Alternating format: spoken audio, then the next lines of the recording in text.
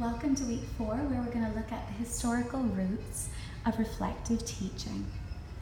Okay, so to start, we really need to look at this man here, Dewey. He was the first American educational theorist, and really a lot of his ideas started in 1904, and is really somebody that we have to thank now for really giving us the foundation of reflective teaching. One of his core beliefs was that we would actually only ever reflect on our practice if we came across a troublesome event. So if there was a roadblock in our way for what we needed to do in our professional lives, so in our teaching.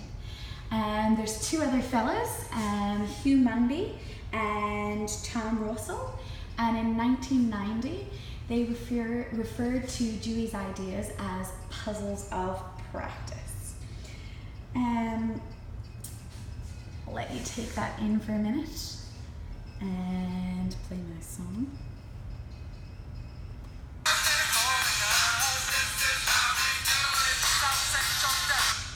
Okay, so this is how we do it. This was one thing that Dewey mentioned and made it very hard for teachers to be reflective.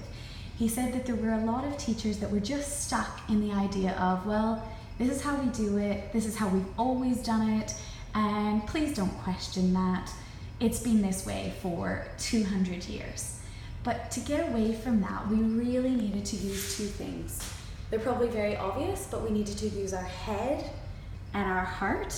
And thankfully, Dewey doesn't just leave us there. He actually gives us 3 ways to do that. So the very first one is that we need to be open-minded.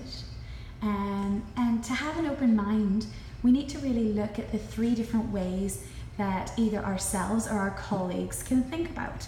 So, let's click here. So, one of the ways is vulgar, one is sophisticated, and one is critical. So people who think in a very vulgar way are only interested in listening to themselves, really. They aren't interested in listening to opposing views or changing. They're very similar to the people who go to this type of school where it's, this is how you do it. Sophisticated sounds a lot better. However, these folks are interested in other people's point of view, but only so that they can refute them. Wonderful. The very final person, critical.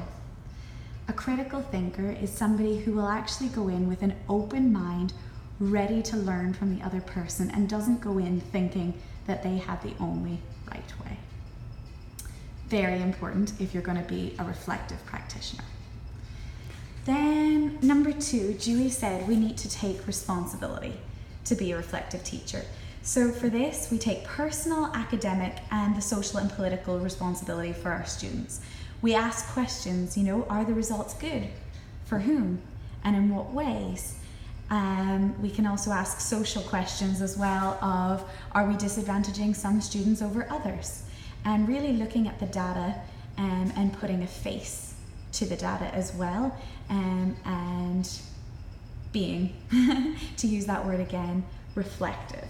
So if we're personally reflecting, we're looking at what are the effects of our teaching on our students.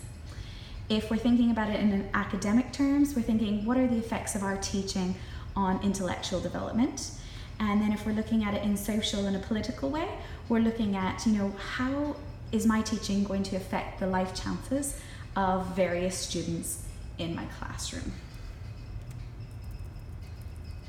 Okay, so the very last one is number 3, and it's wholeheartedness.